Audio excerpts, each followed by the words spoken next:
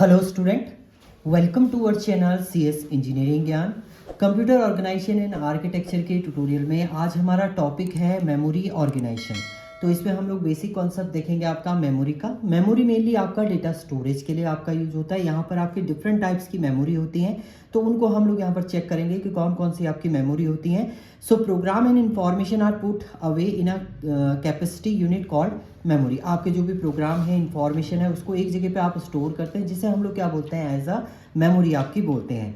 The execution speed of a program is subject to how quick the exchange of information and guidelines in among memory and process। Memory और process के बीच में आप कैसे exchange करेंगे information quickly, और आपके information and guidelines को आप कैसे एक्सचेंज करेंगे, वो आपका मेमोरी के थ्रू आपका डिफाइन होता है। और मेमोरी जो होती है, जो भी आपका स्टोर होगा वो किसके अकॉर्डिंग होगा, आपका डिजिट की फॉर्म में स्टोर होता है। 0 और 1 की डिजिट में आपका ये स्टोर होगा।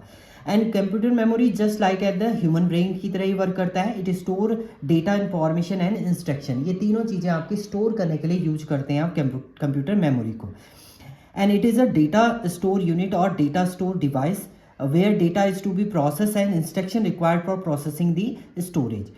मीन्स मेनली आपका जो मेमोरी है वो स्टोरेज का काम करता है। आपका डेटा एज अ स्टोर की तरह आपका वर्क करेगा। बाद में अगर आपको डेटा की ज़रूरत होगी तो वो मेमोरी से आप क्या करेंगे, एक्सेस करेंगे। यहाँ पर आपकी मेनली 2 टाइप की आपकी मेमोरी होती है। एक प्राइमरी मेमोरी पे हम लोग वर्क करते हैं, एक सेकेंडरी मेमोरी पे होती है आपकी। उसके अलावा एक मेमोरी और होती है, कैचे मेमोरी। तो आगे हम लोग इनको सब देखने वाले हैं। करेक्टरिस्टिक ऑफ कंप्यूटर मेमोरी है, it is a faster computer memory as compare to secondary memory. Secondary memory से फास्टेस्ट होती है आपकी कौन सी, मेन मेमोरी की बात करें। मेन मेमोरी जो होती है आपकी, जिसमें रैम है, रोम है, आपकी कैचे मेमोरी है, वो सब क्या होती है आपकी, वो प्राइमरी मेमोरी के अंदर आपका आता है। नेक्स्ट अगर हम बात करें, it is a semiconductor memory. Semiconductor memory होती है and it is use a volatile memory and main memory of a computer. वही वोलेटाइल मेमोरी का मीनिंग क्या होता है, यहाँ पर जैसे ही आप सिस्टम का स्विच ऑफ करते हैं वो डेटा आपका यहाँ से क्या हो जाता है, रिमूव हो जाता है। बट जैसे ही ऑन करते हैं, बूटिंग प्रोसेस में ये रीडायरेक्ट करता है पूरे डेटा को। A computer system can not run without primary memory. बिना प्राइमरी मेमोरी के आपका कंप्यूटर सिस्टम जो है वो वर्क नहीं कर सकता है। अब हेरारिकल स्ट्रक्चर की हम लोग बात करते हैं मेमोरी की। तो memory hierarchy organize memory component based on their access and response time. Access और रिस्पांस टाइम के अकॉर्डिंग हम लोग एक हेरारकी डिज़ाइन करते हैं मेमोरी की, जिसमें आपके रजिस्टर्स हैं, मेन मेमोरी है, सेकेंडरी मेमोरी है, कैचे मेमोरी है। कहाँ पर कौन लगेगी वो आपका डिफाइन होता है। साइज के अकॉर्डिंग, आपका स्पीड के अकॉर्डिंग इसको डिवाइड किया जाता है। वही आपका प्रॉपरली आप जो समझेंगे इसको, ये आप देख लीजिएगा थ्योरी, प्रॉपरली आप देखेंगे इसका, ये आपका डायग्राम है जिसके थ्रू आप प्रॉपरली इसको देख सकते हैं कि हायरार्की आपकी कैसे डिफाइन होती है। जिसमें देखिए सबसे पहले CPU रजिस्टर होते हैं, स्मॉलेस्ट साइज होता है इसका, फिर कैच मेमोरी, फिर मेन मेमोरी आएगी, फिर मैग्नेटिक डिस्क है, ऑप्टिकल डिस्क है, फिर मैग्नेटिक टेप आएगा। यहाँ पर आपका मेमोरी हायरार्किकल डिज़ाइन की हम लोग बात करें, अगर आप ऊपर से नीचे की तरफ जाते हैं तो increase in capacity and access time.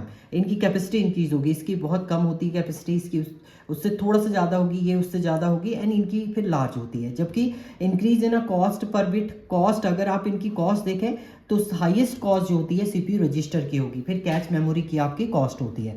इसको लेवल में भी डिवाइड होता है आपका, ये 0 लेवल, 1 लेवल, 2, 3, 4, एंड ये आपका लेवल क्या है, 5 है। तो इस तरीके से ये लेवल में भी क्या होते हैं, आपके डिवाइड होते हैं। तो सबसे पहले आपके इसमें जो डिफाइन है वो है CPU रजिस्टर। रजिस्टर क्या होते हैं, स्मॉल पार्ट होते हैं, हाई स्पीड डेटा स्टोरेज के लिए आपका होता है। हाईली प्रोसेस करेगा ये, फ्रिक्वेंटली आपको डेटा स्टोर करना है, एक जगह से दूसरी जगह मूव कराना है, एक रजिस्टर से दूसरे रजिस्टर में, तो CPU रजिस्टर का आप तब काम करेंगे।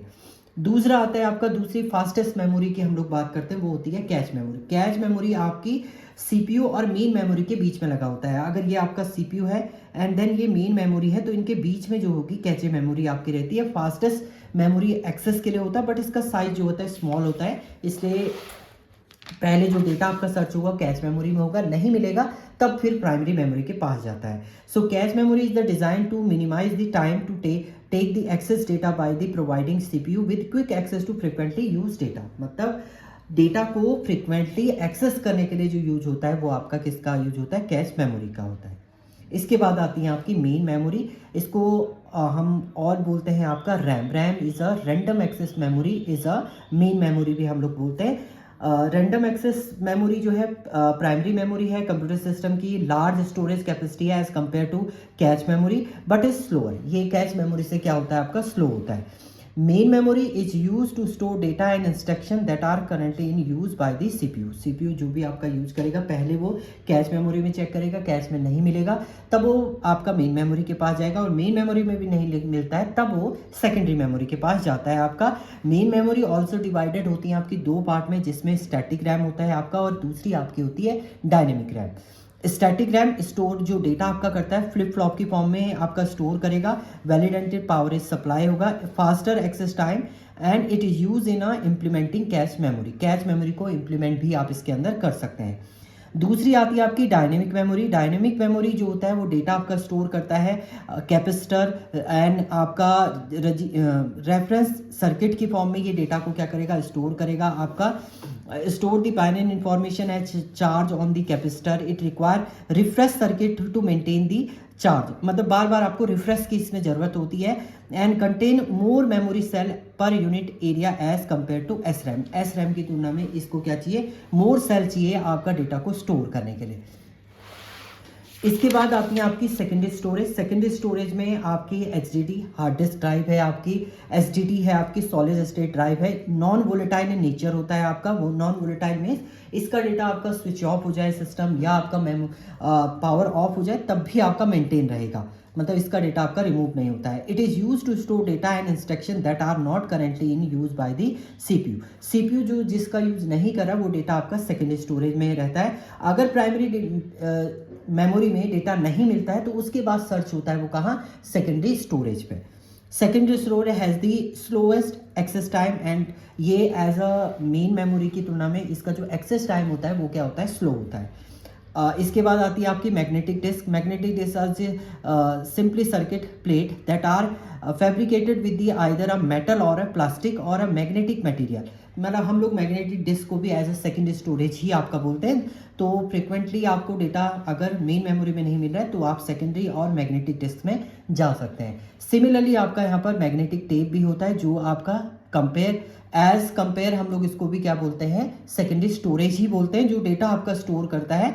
Simply magnetic recording device that is cover with the plastic film की फॉर्म में ये डेटा स्टोर करता है। It is generally use for the backup of data को बैकअप करने के लिए आप यूज करते हैं। In case of magnetic tape the access time for a computer is little slower and therefore it is requires some amount of time for accessing the strip। मतलब ये क्या करता है, इसका जो टाइम होता है स्लो होता है डेटा एक्सेस करने का as compare to other devices. Magnetic disk का थोड़ा सा इससे ग्रेटर होगा, सेकेंडरी स्टोरेज इससे तेज होगा, बट जो फास्टेस्ट होते हैं आपके वो क्या होते हैं इसमें, वो होते हैं आपके रजिस्टर्स। रजिस्टर के बाद आता है कैच मेमोरी, कैच के बाद आपकी मेन मेमोरी आती है। तो ये बेसिक मेमोरी स्ट्रक्चर था आपका। Thank you student.